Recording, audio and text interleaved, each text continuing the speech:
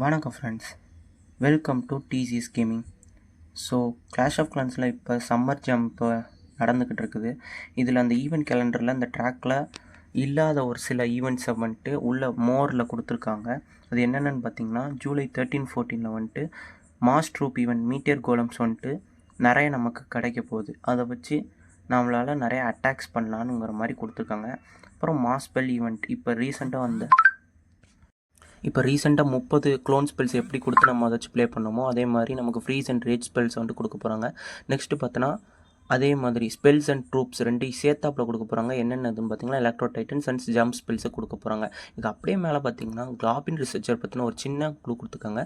அதாவது 1 ஜெம் வந்துட்டு யூஸ் பண்ணுறது 21 வரைக்கும் தான். 22க்கு அப்புறம் இருக்கிறது ஃபுல்லாக நார்மல் கோப்ளின் பில்டர் வந்துட்டு வரப்போகிறான். ஸோ அதை வந்துட்டு நம்ம எப்படி எஃபிஷியண்ட்டாக யூஸ் பண்ணலாங்கிறத இந்த வீடியோவில் பார்ப்போம். ஃபர்ஸ்ட் ஆஃப் ஆல், இந்த காப்ளின் பில்டரை ஏன் நீங்கள் யூஸ் பண்ணணும் பார்த்தீங்கன்னா, இந்த ஈவெண்ட் அப்போது மட்டும்தான் நம்மளால் வந்துட்டு ஒரு ஆர்மியை வந்துட்டு மேக்ஸ் பண்ண முடியும். ஸோ இந்த ஈவெண்ட்டில் யூஸ் பண்ணிக்கணும். ஸோ அதனால் நம்ம வந்துட்டு ரிசர்ச் போர்ஷனை வந்துட்டு இப்போ ஃபஸ்ட்டு எடுத்துக்கோங்க. எப்படி எடுக்கலான்னு பார்த்தீங்கன்னா, இப்போ நம்ம புதுசாக அந்த மினி ஈவெண்ட்டில் கூட நம்மளால் 3 எடுக்க முடியும். அண்ட் தென் அதான் ஃப்ரீ டு பிளேயராக இருந்தீங்கன்னா உங்களால் 3 எடுக்க முடியும். தென் வீக்கெண்ட் ரைட்ஸில் வந்துட்டு நீங்கள் செய்கிறது மூலயமா இந்த வீக்குக்கு நீங்கள் 3 எடுத்துருங்க. ஸோ நெக்ஸ்ட் வீக்குக்கு உங்கள் கிளானோட சேர்ந்து எல்லோரும் அடித்து எப்படியாவது அந்த ரைட் மெடல்ஸ் எடுத்துகிட்டு நீங்கள் அதை எடுத்துட்டிங்கன்னா மட்டும் போதும் காய்ஸ். அதுக்கப்புறம் நீங்கள் அதை வந்துட்டு பார்த்துக்கலாம்.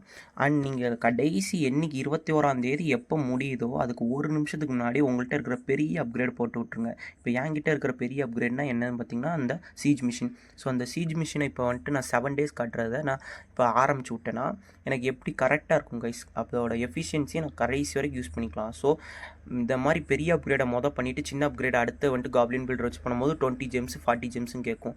அதே இது லாஸ்ட் டேயில் 1 gem கொடுத்தீங்கன்னா அந்த 7 days எஃபிஷியன்ஸை நீங்கள் வந்துட்டு கிராப் பண்ணிக்கலாம். ஸோ நீங்கள் இந்த மாதிரி பிளான் பண்ணி நீங்கள் உங்களோட டவுன் ஹாலில் நீங்கள் எப்படி பண்ணணுமோ அதை பண்ணிக்கோங்க கைஸ்.